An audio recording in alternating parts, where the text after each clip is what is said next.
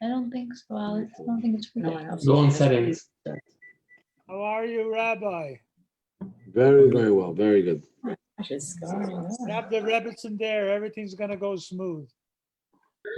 I'll just go with that. Okay. Is that on? No, yeah, you hear. Yeah. Yeah, that's all. Okay, we are going to be muting everyone.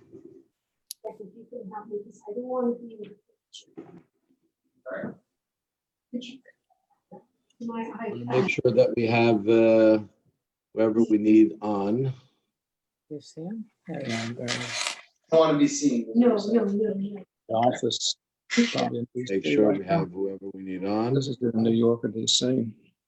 There's a picture. He's in his office. What did you say? We have Mendel. our ambassador on.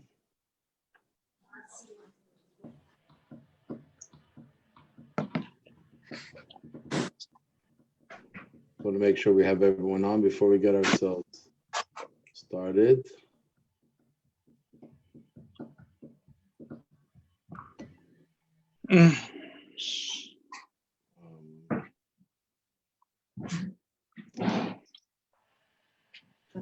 Okay. Ambassador Danon. Are you still with us here? Shalom, Rabbi. Shalom Aleichem. Aleichem shalom. Good, good. Yes, let's spotlight. I want to make sure. If you can just, Ambassador Danon, if you can just tell me what name exactly you're under, because we need to spotlight you when we get to you. Okay. Okay, perfect. Okay. So, we are very happy tonight, to welcome you all here. Good evening, friends, members of Chabad, lovers of Israel, and people of all faiths who have joined tonight to welcome and listen to UN Ambassador from Israel, Danny Danon, in conversation. Now, Chabad endeavors to present distinguished personalities who are representing Jewish values or the Jewish people to educate us and inspire us. And we're very proud tonight to have with us a very distinguished person, our Ambassador Danny Danon, known to many here. Several of your friends are here with us on tonight from Montreal. Ambassador Danon, who has served the Jewish people for many years successfully, will share with us his life behind the scenes in the UN and beyond. So before we start the evening, I would like to call upon a dear friend, Robert Eisenman, to introduce our ambassador.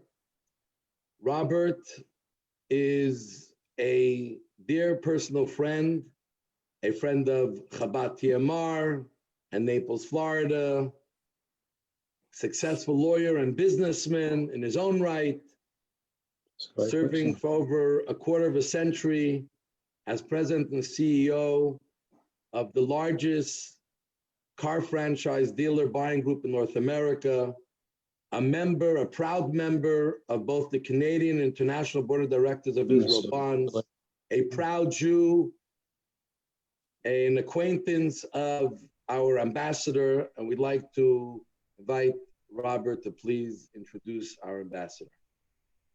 Thank you, Rabbi. Thank you for the kind words. And thank you to all our viewers who are tuning in tonight from across Montreal, from across Canada, from North America. The reach of the Rabbi and the reach of Chabad is really incredible.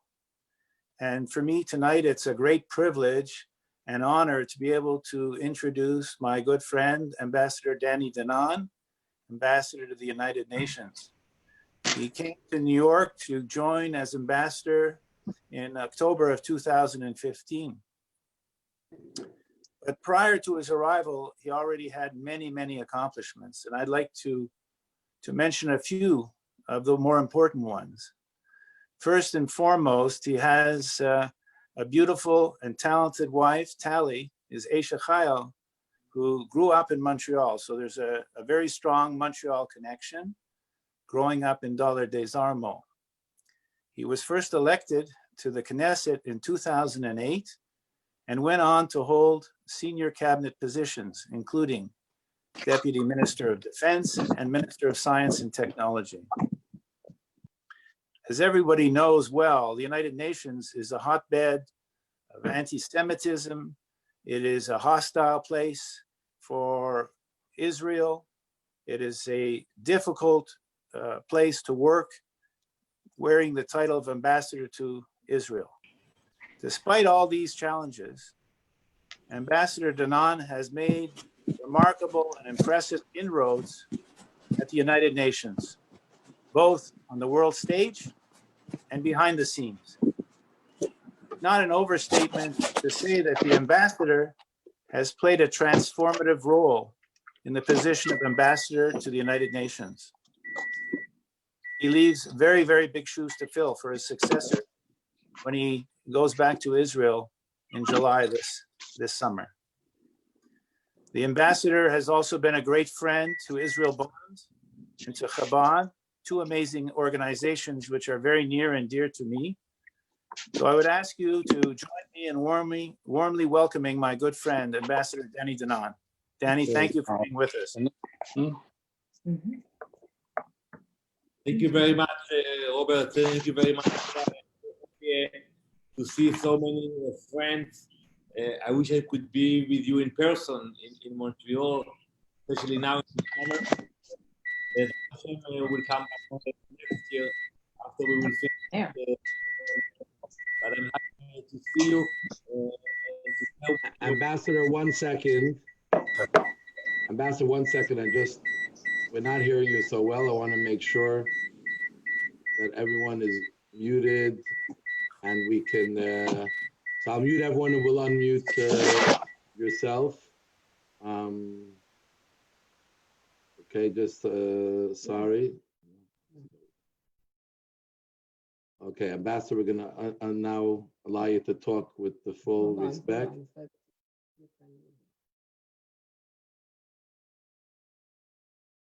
Ambassador, could you unmute yourself? Okay, perfect. Yeah. Yes. Thank you very much. Now you're the only one speaking. So I'm very happy to see so many friends and to share with you behind the scenes. I want to thank my dear friend Robert for facilitating and introducing me. Robert, you came to the UN. You saw what I'm dealing with here. But I can tell you one thing, now when the UN is shut down, it's not too bad for Israel because they have less opportunities to attack us or to pass resolutions against Israel. But we are expecting that hopefully in the fall, the UN will go back and function as usual. So I'm very happy to be here. And I'm looking forward, Rabbi, Be'ezrat Hashem, next year, I will come to the Chabad of Montreal and we'll have a similar event in person.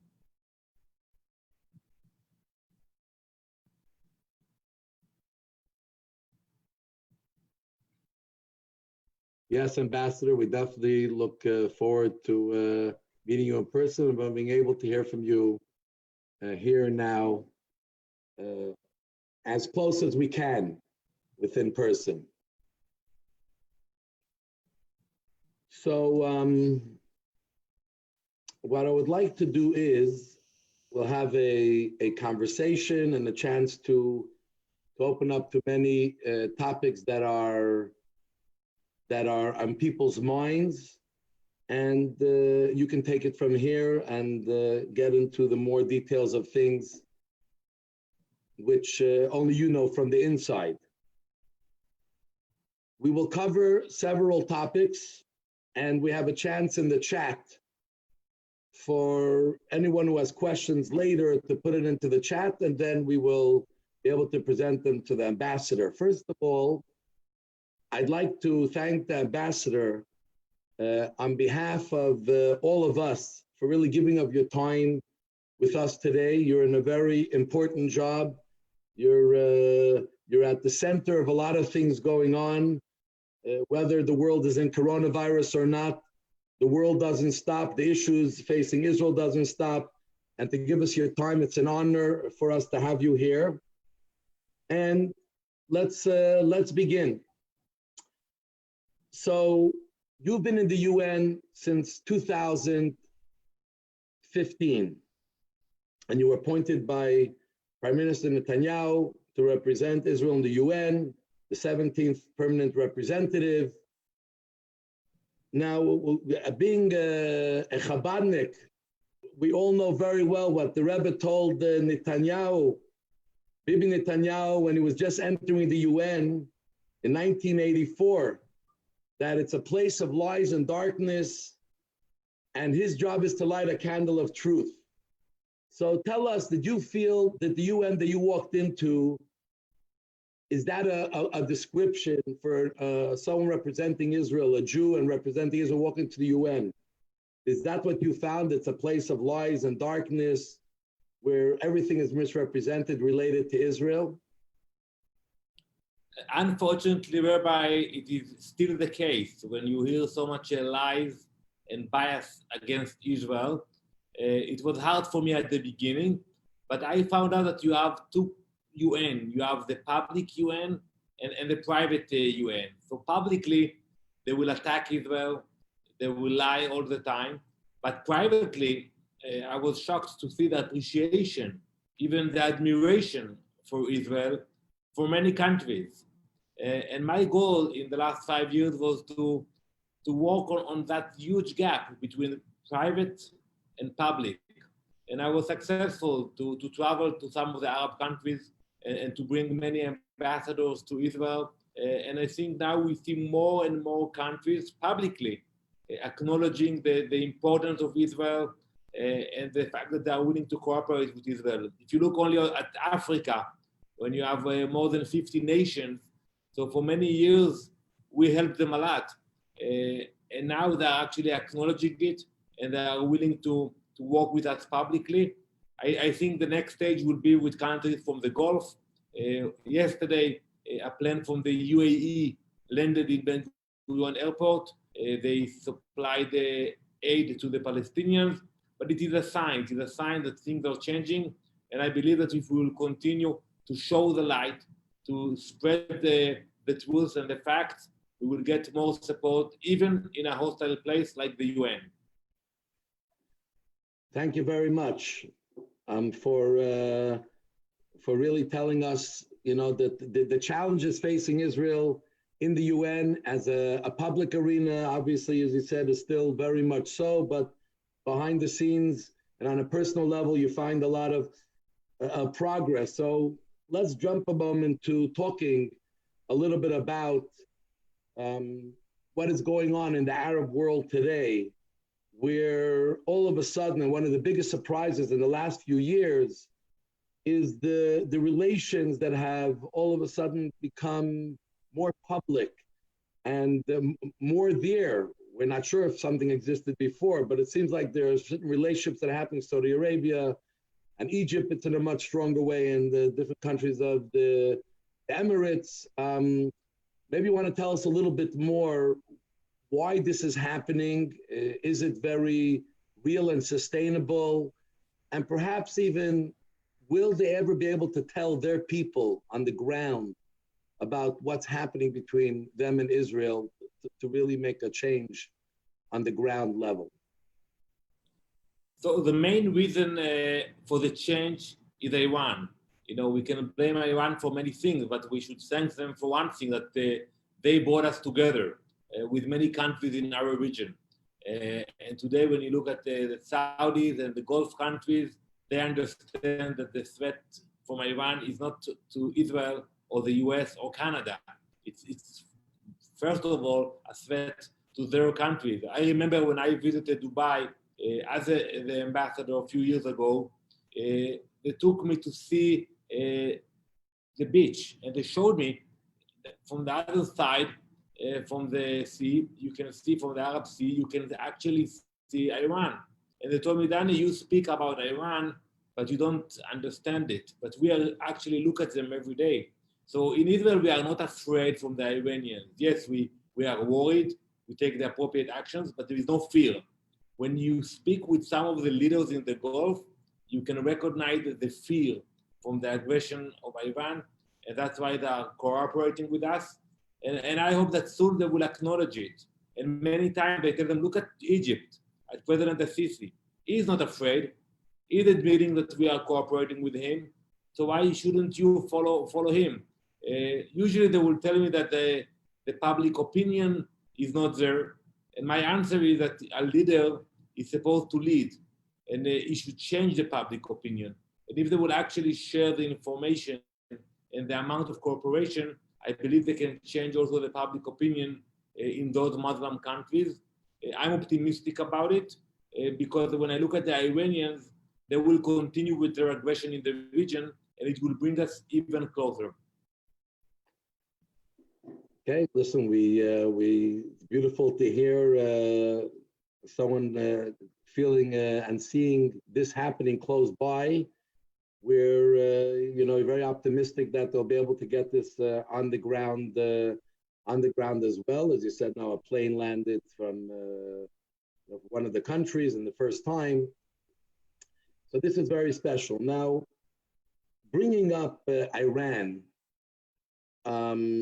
you were in the UN in 2016 when President Obama, right before he finished his term, where he allowed, or perhaps as many said, orchestrated behind the scenes, Resolution 2334 against Israel's control over the West Bank, where many people felt that President Obama was siding with the axis of Iran in the Middle East as the horse to bet on for the future of American relations with the Middle East. And this resolution included parts of Jerusalem, the holy parts of Jerusalem, the Western Wall, everything that's so holy and special to all of us. It seemed a little like a surprise vote when he didn't vote, when they didn't veto. So first of all, were you surprised when the veto didn't come through? And would you consider it one of the lowest points of America within the UN, or your experiences within the UN? Indeed, Rabbi, it was a very hard moment for Israel, a very hard moment for me personally. I was sitting there in the Security Council chamber by myself. No one was there supporting me. Usually it's Israel and the US fighting the rest. But this time the US was collaborating with our adversaries. You read the language of the resolution, and I can say, even maybe it's not too diplomatic, but it was a shameful resolution. This language, it's horrible. It calls our presence in Jerusalem a violation of international law. How can they pass such a resolution, and how can the US support it? I knew it was coming because I was trying to contact my colleague, the US ambassador, and I was trying to connect Prime Minister Netanyahu to President Obama. And the answer I got was that he's now on a private vacation in Hawaii and he cannot take the call from the Prime Minister. And when you get that answer, that the President of the US, the closest ally of Israel in the UN, is not willing to take a call from the Prime Minister, you know you have a problem. So I prepared myself to the vote. I prepared my speech, and I told my colleagues that we are strong. We overcame many, many regimes that they are all disappeared and vanished from history, and we will overcome this shameful resolution. Little did I know that a year later, exactly in the same room, we will discuss the decision of the US to move the embassy from Tel Aviv to Jerusalem. So it showed and it proved me personally that even when you think that you are in a very despair situation, if you believe, if you are strong, you will prevail. And we proved it, and we did a lot of things with the US. But for me, it will be a hard moment that I will always remember when I had to stand by myself protecting Israel. So was this, you would say, one of your most difficult moments? Because, when you're talking, it reminds me of what I heard years ago, that the Prime Minister Yitzhak Rabin, when he was ambassador from Israel to the United States in Washington, he once came for a visit to the Rebbe for a yichidut, a private audience.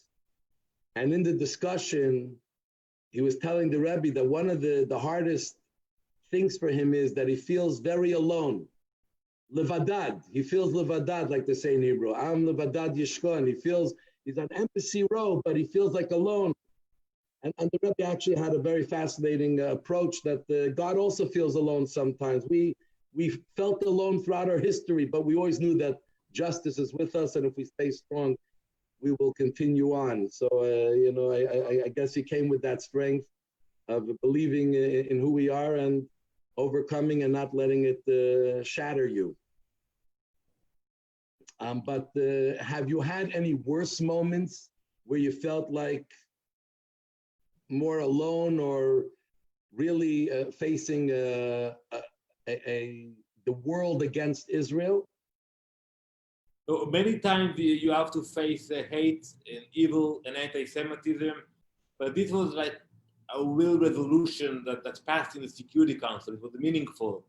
But many times, I had to deal with anti-Semitism when I had to hear ambassadors speaking about our boys and girls of the IDF and comparing them to the Nazis. Horrible things that you have to sit and listen and to respond. So it wasn't easy for me, but I think that I was able to change a lot of that by adding new things to the dialogue, by bringing more than 100 UN ambassadors to Israel. And before we came to Israel, we took them to Poland to visit the death camps, to the March of the Living. And I saw the change when those ambassadors actually came to Poland, to Israel. They learned about our history. They saw what we built in a short 72 years. And today I feel we have many more friends. And I was able to actually win at the UN. I got elected to become the first Israeli to chair a UN committee, the sixth committee, the legal committee. It was a great victory for Israel when we got on a secret ballot the support of 109 member states out of 193 member states at the UN. So I think today we're in a much better shape, and I'm optimistic about our position. That is beautiful, and I'm sure there's no doubt that a lot of it is thanks to your efforts and your approach and your personality. What's interesting is we lead here from Montreal. I lead a group of every 2 years, a group of lawyers and judges, amongst them also Gentiles, to Israel, to see Israel from a legal point of view. It's a very fascinating trip. So we meet a lot of people behind the scenes. Robert has been with us, your friend, a number of times on our trips, and other people may be on here. And one of the things that we always think about after we're hearing about the arguments that Israel has to put up with and in the international law, where we know that many of the reasons that they're driven to fight Israel is just using international laws as an excuse, but they're driven by anti-Semitism and really trying to destroy the abilities of the Jewish state to protect itself properly and to stand up tall and strong. And sometimes we wonder, so much effort put in, and sometimes even putting our own soldiers in danger just to answer to international law and the things that people come up, which sometimes don't even make sense. But you're facing this every day where you are in the UN, where they all hide behind these types of discussions and talks, I guess. Indeed, we hear that, we face that, and many times, when you actually speak with the ambassadors, you understand that they do it because they don't know better. And when I ask them to actually read the resolutions that they are voting on regarding Israel, they don't know what they are voting about. And I tell them, why are you supporting such a hostile language against Israel? And the answer I get is that that's what we are used to do for generations, and we are doing it because that's what we did all years. So my first assignment was to actually convince them to go and read the resolution and to discuss it with their capitals. And we were able to change the voting pattern of many countries only by asking them to actually go back and read the language of those resolutions. Wow, that is incredible. You know, something I remember, it was about a year ago, I believe, in 2019, when you gave a talk in the Security Council, and you had in front of you a Bible, a Chumash, and you're wearing your kippah, and you were talking about how our right to Israel didn't begin just a few years ago. It's written in the Bible, accepted by all the languages. It was a very, and I understand it took on a life of its own. It was went viral in many languages. It was translated. To me, watching it was a very proud moment, and we'd love to hear how did the field to be able to stand there in the UN and carry with you the history of 3,800 years of our rights and our connection to the land for yourself. How did that feel within the UN? And do you feel those have any influence in?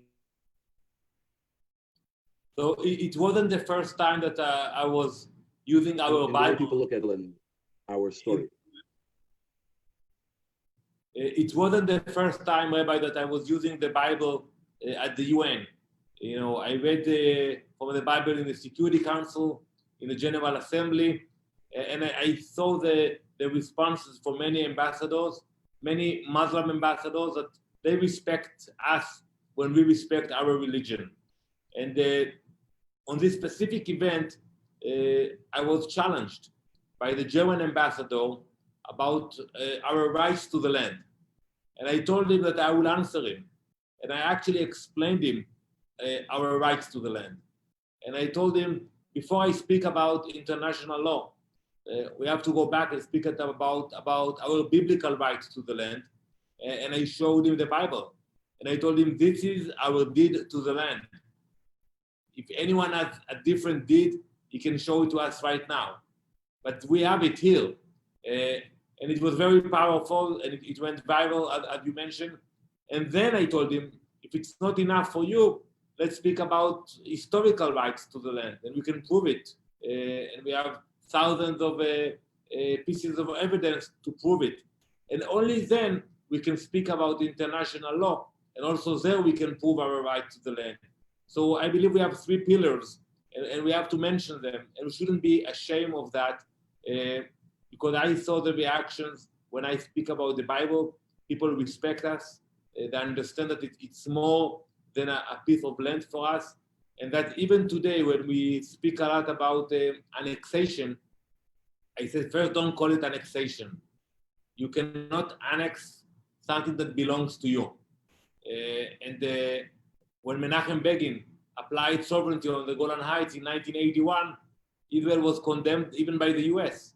And today, in 2019, a year ago, President Trump acknowledged our presence on the Golan Heights. The same with Levi Eshkol in 1967, when he decided that Jerusalem will become a united capital of Israel. They also called it annexation and condemned Israel. So I think we should not be afraid, we should not be ashamed about what we believe, and we should support our biblical rights to the land. Bravo. It's beautiful to hear you're talking this way, because you don't only talk this way when you're talking to a Jewish crowd. Like they say, you're selling the juice to the ones who are already believers, but we know you do this within the UN as well. And going back to the Rebbe would always talk about how we have to open up the Chumash and show Bereshit bara Elokim, the first verse in the Chumash, the first verse of the Bible, and the first Rashi commentary is that God created this world, gave the land of Israel to the Jewish people. The first promise that he gave to Abraham was that we will have the land, it will be the land of his children. So to be able to talk this so proudly and not winking an eye or blinking your eye in the UN is something that we're very, very proud of. So let me ask you a question. for the short term that Nikki Haley was in the UN, she had a tremendous following. The Jewish world loved her. So articulate. But from someone close, who I'm sure you worked very closely with her, tell us a little bit about the experience of having someone who was so open and clear and didn't obey any political or PC approaches, and what effect it really had in the UN in the long term as well. Ambassador Nikki Haley was and still is a great friend of Israel. When she came to the UN, she didn't know a lot about the conflict we have in the Middle East, but she learned it very fast. I remember when I took her for her first visit to Israel, she saw the beautiful country. She got connected to the people, and I think she was very effective because she publicly supported Israel. So it wasn't only raising her hand, vetoing resolutions against Israel, but she spoke from her heart about why she is doing it. And that's why it became very strong, very effective, and we led many efforts. For example, we put forward a resolution condemning Hamas in the General Assembly. We played offense, and it was very effective. And I think that is the approach we have to continue to do at the UN, and not only to defend our positions, but also to attack our adversaries, to attack the Iranians, to attack Hamas, to attack Hezbollah, to put them on the defense. And that's what we did with Ambassador Nikki Haley. Beautiful. I'm sure it was a time that was very, very special and able to accomplish a lot and change the narrative, as you said, for the offensive. Let me veer off a little and talk a little bit about America and Israel. Being in the UN is the center of where all the conversations end up happening.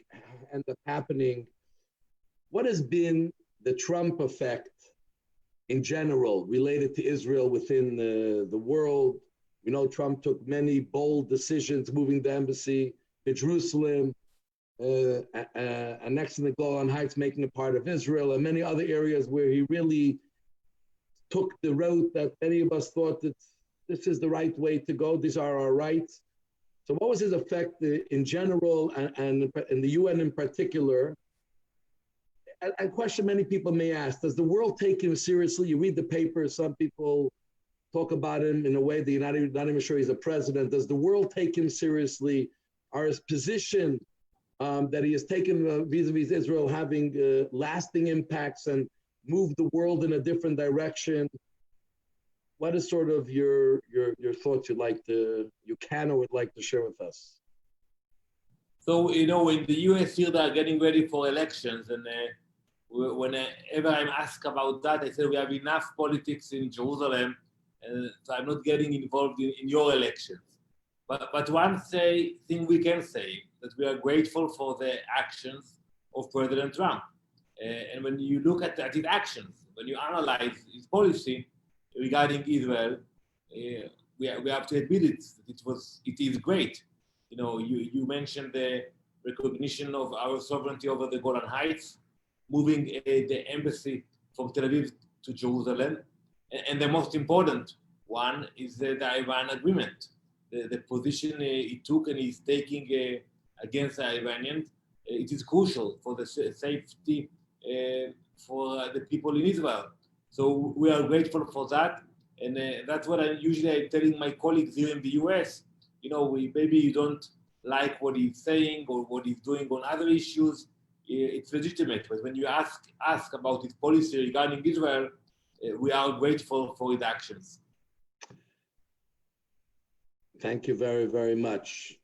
Actually, bringing up the elections, and I'm not asking you your opinion and who to vote, who people are going to vote, but the question I want to ask you is, do people in Israel feel in the diplomatic corps and in the foreign in ministry and what you're part of, do they feel that in America, Israel is becoming a partisan issue where Republicans are much more supportive and Democrats are much more questioning and critical of Israel? Or you really feel that the bedrock of American support for Israel is across the board and what we see may be exceptions? I'm optimistic by nature, and I think we still have the support of the American people. Democrats and Republicans alike support Israel.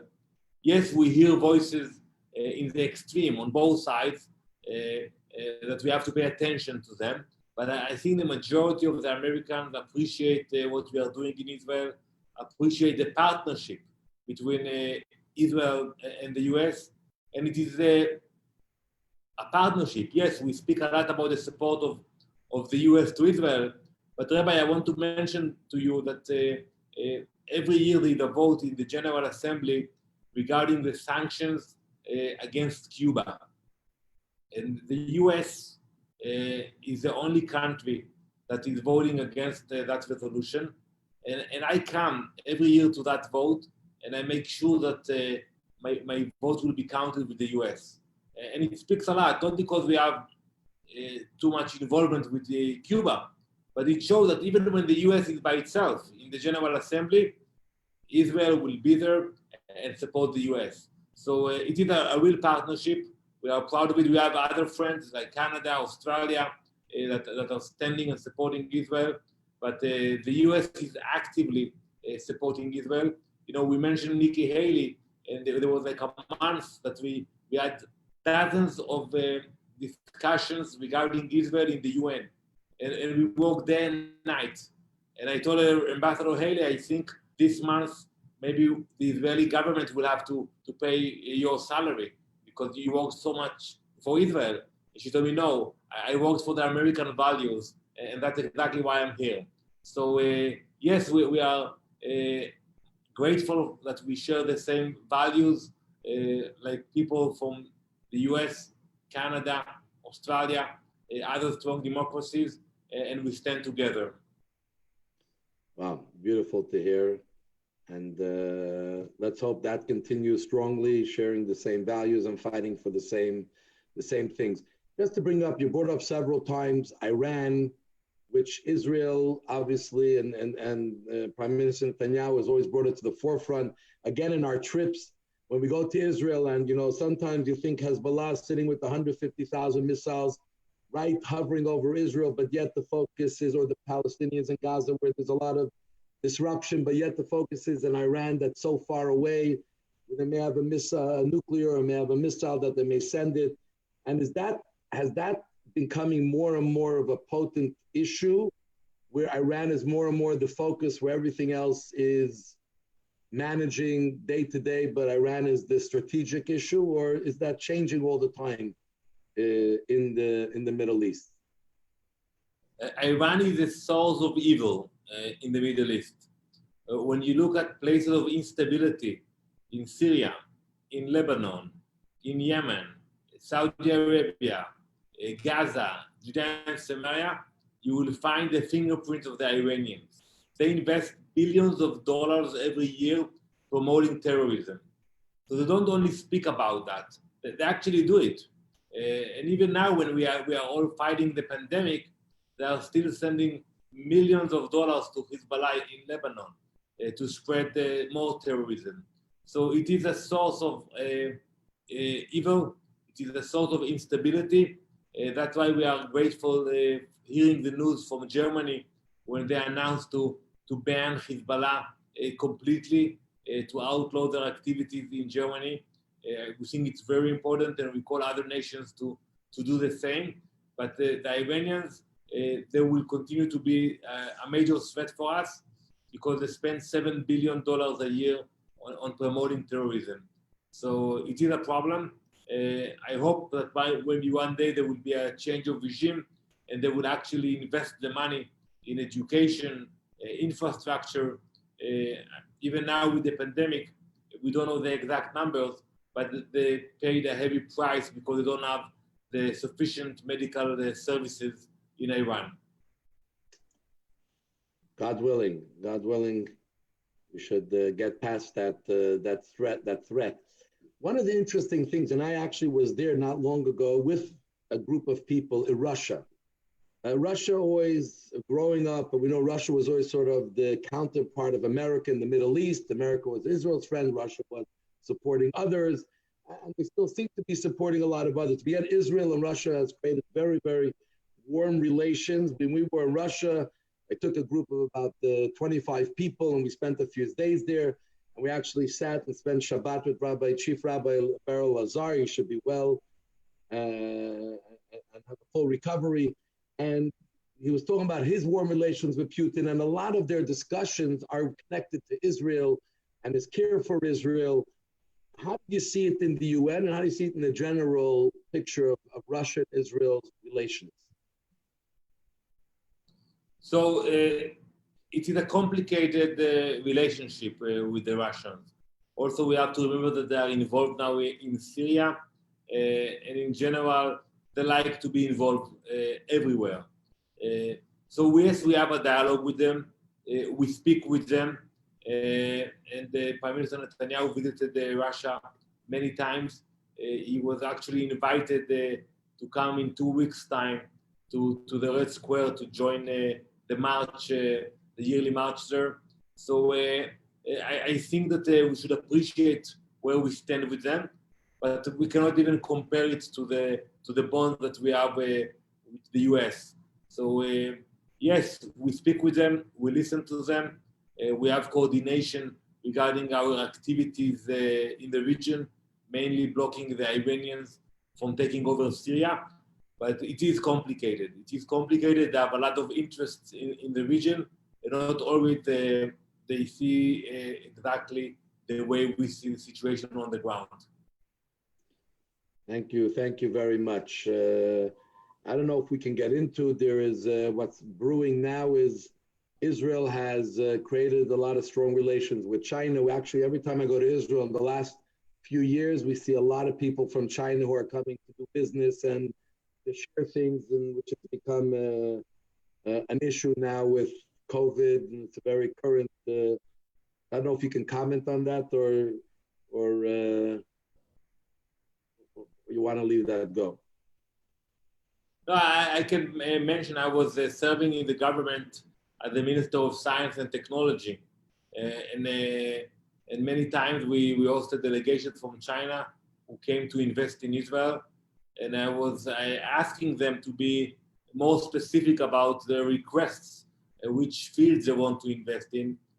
And the answer I got is that everything is Jewish, we want to buy. So I think we can call it maybe reverse anti-Semitism, because they like to buy everything that is coming out of Israel. We have a dialogue with our friends from Washington that they don't like them to come into Israel and investing in different fields of security, cybersecurity, infrastructure.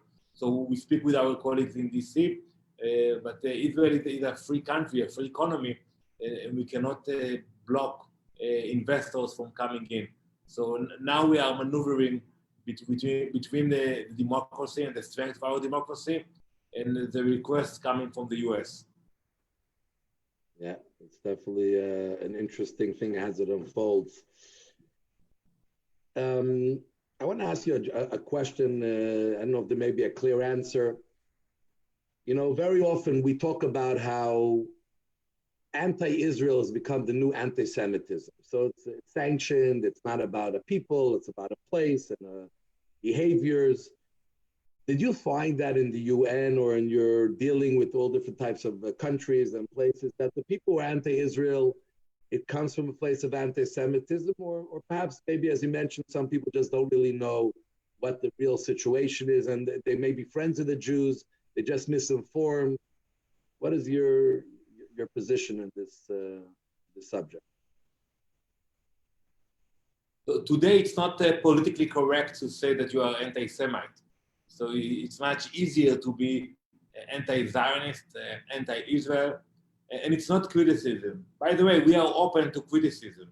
And if we make mistakes, we will acknowledge it. And if we need to punish someone, we will do that. But many times you understand that you have a double standard at the UN. And I will give you an example. When we had the riots of criminals, terrorists coming to the fence from Gaza, trying to break the fence and enter our communities in the south, and we defended our border, we were criticized for actually blocking them. And when you see riots in the streets of Paris or in other locations in the world, and you see the police force using the same technology or the same equipment, nobody is calling for a special session of the Security Council to discuss it. So when you feel that there is a double standard and they come after us, that is anti-Semitism, and we should call it out.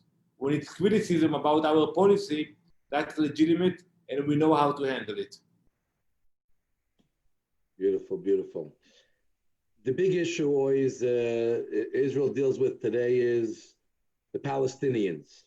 I know one of the things America did was they started to defund some of the UN bodies that were paying for schools and allowing textbooks to be printed that have many avoid Israel at all, as if they don't exist, or very anti-Israel types of things. Then the whole big question of even peace with the Palestinians. How do you feel about the peace with the Palestinians? How do you see it happening, especially being at the center of where a lot of the diplomacy is going on? How do you see it moving forward, if at all? So I think we should not go into the details or maps. We should actually find a partner. You know, Robert is a successful businessman, and many of you have your own business. And before you sign a deal, you want to make sure that you have a real partner. And then you negotiate the terms of the deal. Unfortunately, we do not identify a real partner. And I pray for the day that a leader will emerge from the Palestinian side, somebody like Anwar Sadat of Egypt, who came to Israel. And I remember it as a child. I was watching TV, and he was speaking in the Knesset. And he said, enough with the wars, enough with the bloodshed, let's make peace. And all the Israelis hugged him. The day that we will see a Palestinian Anwar Sadat that will stop with the incitement, will stop with the payments of salaries to convicted terrorists, I think that's the day when we can actually discuss the terms of the agreement. I don't think it will be President Abbas. I don't think he wants to sign any agreement, any deal. So we will have to be patient and to wait for a leader to emerge, and hopefully we can sit down and negotiate with him. Beautiful, beautiful. I want to ask you a question. I understand you were one time in Israel involved in and responsible for youth when you were in the Knesset. You were involved with the Jewish Agency, Beitar. What's your sense? A lot of American youth feel disenfranchised from Israel. They feel disconnected from Israel. Either they go on campus and they feel Israel is so it's fought so strongly that they feel unsure about Israel, and many start feeling disenfranchised. Israel are the oppressors. What's your thoughts about how do we counter that? How do we get the youth to see Israel and its blessing and what it really is, and not to become disenfranchised and to listen to the stories on the streets and have a wrong view of Israel? What's your... I think we have to be aware of the situation, and I think we should be paying attention, especially to the apathy of students. So, you know, when you see students who are criticizing Israel or those who are supporting Israel, that's okay. But I'm afraid of those who don't speak about Israel at all, that it's not in their agenda, and they put it aside, that their connection to Judaism and to Israel. And I think we outreach and get them involved. And I think the best way is to actually bring them to Israel. Whenever I travel in North America, I will try to stop and speak in a campus, even if sometimes it creates some demonstrations. I think it's important to be there, to support them, to speak to them. And I think the last thing we want, that we're going to have a future generation of people not like you guys that will have no interest in Israel. You know, when you hear something about Israel on the news, you you are glued to the screens. Imagine, God forbid, that your grandchildren will not be the same, that they will not care about what's happening in Israel. So I think we have to pay more attention to that. And also I take responsibility as a representative of the state of Israel, that we have to do more to get connected. We have to do more to get the youngsters in the diaspora more connected to Israel.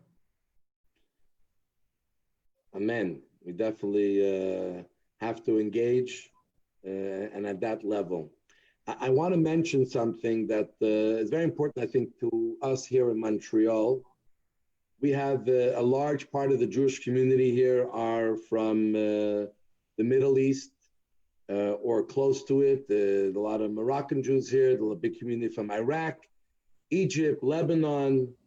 And we know that when Israel became a state and a few years after, close to 1 million Jews have been displaced. You yourself come from Egypt originally, your parents come, your father comes from Egypt, and you organized a remembrance event in the UN to raise this issue and to be an awareness, which we thank you very much. It's an important issue because their lives were disrupted in a very big way. You don't hear from them. They all built their lives up again, and many very successfully. But do you think that this issue will ever get the respect and seriousness it deserves, or even in Israel in their negotiations and with the world scene to get people to understand what the Jewish people suffered post 1948? Absolutely. You know, I call it the forgotten Jewish refugees. There were more Jewish refugees than Palestinian refugees who fled Muslim countries. They left everything behind. Businesses, real estate, they had to leave everything behind, and no one is mentioning it. So I think it is important. In Israel, we started to bring it into the awareness of the students in Israel. I initiated the event in the UN, and I even put a resolution forward.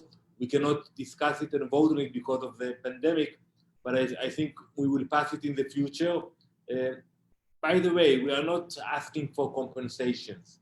We are not asking those, and I told it to my Arab colleagues, you know, friendly countries, most of them. We are not coming and telling you to pay for the property we left behind, but we want you to acknowledge it. Acknowledge that there were hundreds of thousands of Jews, beautiful communities that left everything behind, and everything is erased, and you should acknowledge it publicly. I think it is important, and I think we can actually achieve it. Beautiful, beautiful. Definitely very important to be brought to the open. Now, if I can ask you a question, you came from a very strong political career in Israel, in the Knesset. You were involved Deputy Defense Minister and many other positions that you held. And then from there, you came to a diplomatic position, ambassador to the UN. Does not coming up through the diplomatic corps, is that a benefit that you had? Was it what the personal experience of coming into that arena when you're not coming through the regular diplomatic channels? Is that uncommon? Is that something that you were able to use for your benefit? So I think that it is very important when you have the skills coming from public life. And you know, when I came in, and also when Ambassador Nikki Haley came into the UN, both of us were criticized for not being professional diplomats. And we both proved them wrong, because when you come after a career in government, I was a minister, she was a governor, you are capable of taking decisions on the spot. Once your colleagues understand that you have the ability to take decisions without making the phone calls and getting permission from the capital, it looks different. So in the UN, they knew to say, okay, with the strong ambassadors, we actually took decisions on the spot. And also we have skills in building bridges creating coalition. And that's what you do in politics, and that's what you have to do also at the UN. So yes, we have very good friends who are very skilled career diplomats, but I think for a place like the UN, you have a great advantage if you come from a political background. Beautiful. Very, very, very interesting. So you are still at the UN, I guess, because there's no one yet to be replacing you. Is that correct? You are leaving the UN. You're young, you're passionate, you fought so well for Israel, you're driven. What's next for you? And who's coming next to the UN? Is it unknown? So first of all, after a very long 5 years, like 50 years, I'm concluding my term at the UN, and I'm looking forward to go back to Israel with my family. The government chose a colleague of mine who was a minister in the government to replace me, and we will do it somewhere in the summer, once the city will open a little bit here. And I'm excited, first of all, to go back to visit my family, to go back, to the Kotel, to go back to eat Israeli food, things that we do not speak about them anymore, but we haven't been to Israel almost a year. That's a lot for me and a lot for the family. And I intend to continue to be very active in public life for the people of Israel. And I come back to Israel with the same set of values, but with a different tools to implement my ideology. I think I learned a lot in the UN in the last 5 years. I made many friends from all around the world. I think today when I come back to Israel, I have more experience and I can do a better job in supporting and representing my beloved country. Beautiful. One thing is we all would love to go to Israel. We all look forward to going to Israel, Bezrat Hashem, God willing, with Mashiach soon. So we'll all be able to be in our homeland, in our country, in our beautiful place. And we're very happy for you to be able to continue your service in Israel. But going back to Israel and seeing in the UN close hand what Israel has to deal with, are you optimistic about Israel? I don't ask that question. I know the answer is obviously, yeah, we're all Jews are optimists. But why are you optimistic about Israel in the long term? And what do you feel is Israel's strength going now and continuing and to grow and to be stronger in all ways? First of all, you're right. I'm optimistic by nature. That's how I survived at the UN. But I'm also optimistic because I know that despite the fact that we argue all the time in Israel, and not only in the Knesset, but we know when to come together. And we just proved it with the pandemic. We know to put aside politics and the differences and to stand together and to be united. And that's what put us in a stronger place. And also, I'm proud of the connection between Jews who live in Israel and Jews who live outside of Israel. And when I took the ambassadors to Israel, and they asked me about the miracle, and I told them, yeah, we did it. We did it in Israel, but we had the support from our families who are not in Israel. And it started, when you read the books of the first communities in Eretz Israel until today. So I think this special bond that, it's only us. You will not find a similar community all around the world that they know to come together and to stand together. And even though when you look at the numbers, we are very small, we have a tiny nation, a tiny piece of land, but because we know to come together when we have to, I think that's why we are strong. Beautiful, and there's no question that there is no, like you say, when we have Achdut, when we have unity together, Jews in Israel, Jews around the world, we are very strong. Nothing can break us, and we'll overcome, and God willing, become the real light to the nations. So I want to take this moment to really thank you for sharing so much with us. I want to open up to questions. If you can write in the chat if you have a question, and we'll bring it up to the ambassador, Danny Danon. and I have a few questions I'd like to present. If you have a question, you can put it on. We're Canadians. We're very, very proud of our country. We're very proud of our Jewish community here. And we're also very proud that we had an incredible Prime Minister once, Harper. Have you ever had any interaction with Prime Minister Harper and his impact within the world scene for Israel? So first, I have to apologize, Rabbi, but I will have to leave you guys in about 5 minutes, even though I enjoyed the conversation. So we can take maybe another question after this one. Yes.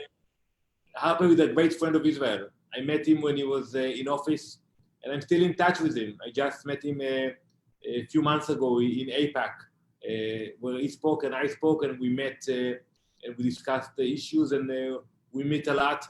And I think it's a great example that you can stand with Israel, support Israel, and actually become stronger. Because many times people around the world say, well, if we take a stand with Israel, we will have to pay a price. And I think Harper proved that, you can do both. You can stand with Israel and stay a strong leader. And we are grateful for the friendship that we have with him. Beautiful, beautiful, beautiful.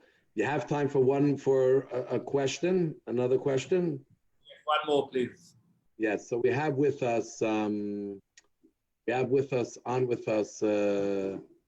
someone here who's well known in the community, Beryl Weitzman, who writes a lot on many Jewish things. I'll let him ask the question himself. Beryl, unmute yourself. Okay, Beryl Weitzman, you can answer the question. Mr. Ambassador, first of all, it's a pleasure to talk to you. Just by way of introduction, I'm editor of the second largest newspaper in Quebec in either language. I have a political question and then I have a personal question. So the political question is this. Our current government has, for a good part of its mandate, taken positions not virulently anti-Israel, but anti-Israel enough. And that's for two reasons. First, because of a political agreement that was made by this government with certain communities within Canada. But secondly, in their chase for the Security Council seat. Most recently, just 5 days ago, Prime Minister Trudeau, in discussing and condemning China's behavior during the pandemic, gratuitously threw in a comment that Israel's annexation of any part of Judea or Samaria would not serve the interests of peace. We've condemned him, we're going to condemn him again. My question, and this isn't the personal question, but my political question, on a day-to-day basis at the UN with Ambassador Blanchard, who is a well-respected lawyer in Canada, but he's very much a Liberal Party operator for decades. When Prime Minister Trudeau makes certain comments, are your relations with Blanchard civil? I will start with the second question. The answer is yes. The Ambassador of Canada is a good friend. I will call him, he will call me. And I think it's connected to the first question. Next week, there is a race for the Security Council. And there are 3 countries running for 2 seats, Canada, Norway, and Ireland. And as you mentioned, I think the Canadians tried to prove that they are open-minded or they are trying to stay more to the center regarding Israel. It didn't help them, by the way. In the last few days, the Palestinians sent letters accusing Canada for standing with Israel, and they are running a nasty campaign against Canada. And I can say it out loud. Our interest is that usually we don't say that we are voting for someone or not. But in this case, I will say it out loud, that our interest, that is Canada, will get elected on the 17th to the Security Council. It's important for us because we know that we will be able to connect with them, speak with them. Maybe we will not agree about everything, but we know that they will, take our calls and we will have fruitful meetings. And I cannot say the same about the other candidates, especially about Ireland, who took a very hostile position regarding Israel in the UN. So, I told it to the ambassador and to my colleagues that you cannot satisfy the enemies of Israel. Even if you think you can, they will always demand more and ask for more. So I think today the Canadians understood it, because despite the steps they took in the last 2 years, which I know that you are not happy with them and I'm not happy with them, but still when it came to now, to the money time, to the week of the elections, you see those nasty allegations and the nasty campaign coming from the Palestinians against Canada. So we will have to wait. By the way, I haven't entered the building of the UN for 3 months. And next week, the first time I will walk in is to vote for the seats in the Security Council. We have to come by appointment only. So each one of us will have like 40 minutes to come in, enter the General Assembly, cast his vote, and get out. So it will be interesting to follow, and I hope that we will hear good news next week. Amen. So I just want to finish off. First of all, I want to thank you very, very much for spending the time with us and really enlightening us and showing us your pride. And we see just through your conversation why you're so successful in building the bridges and really being a soldier, a general for Israel and for Am Yisrael, the Jewish people. Just maybe if you have the few last words you want to say, and maybe and perhaps to inspire young people, because we have a lot of young people on the city that they want to get involved. What do you say to a young person? Should they reach high and try to become involved on a leadership level? Maybe in your parting words, you may say something to that as well. First, I want to thank you, Rabbi. Thank you, Robert, the Eidelman family, my friends from Montreal for hosting me. And I want to tell to the young generation that get involved. It can be in something very minor. So it doesn't mean that tomorrow you have to make Aliyah and serve in the IDF or fight all your life for Israel. You can do it by reading a book. You can do it by watching a movie. You can do it by writing a letter. Start with something small, something minor, but it can change your life. That's how I started in public life. And I think we should also be very proud of what we achieved together. We complain a lot, we argue a lot, but we also have to take a moment to be grateful, to look back and to say, wow, it's a miracle. It's a miracle what we have. So I want to thank you all. We will continue to stand together. And Be'ezrat Hashem, I will see you next year in Yerushalayim and maybe in Montreal. Toda rabba. Thank you very much. Amen, amen. Thank you very, very much. And we applaud you and wish you only good things for your future, for you and your family, and for your work for Am Yisrael, the Jewish people. Thank you. And thank you all for participating and joining everyone. It was beautiful to have you. And I'm sorry if we weren't able to get to more questions, but I think our ambassador covered a lot of the issues today very candidly. And we appreciate you all being here. And I want to finish off and say that next week we're going to have at this same time to hear from something going on inside of Israel. It's called the daughter of Hamas. How Arabs are taking young Israeli girls, luring them away, creating them as prisoners. Many Arabs walking around in villages where sometimes fighting Israel are actually Jewish children. Their mothers are Jewish. And we're going to hear from one of those people, one of those children who has found their way back. Incredible story, 7:30 next Wednesday. Thank you all. Thank you all. Thank you. Be well and good night. We'll unmute whoever wants to say hi to each other. You're all unmuted. Thank you. Thank you very much. No, she's not there. We have a kosher sukkah. What do we care about those rights? This is for the we have to explain that. You're unmuted. Whatever you say, everyone hears. Thank you very much, Moshe. Thank you. Thank you. Point of the sukkah. What's the problem? I have a kosher sukkah, and at the end,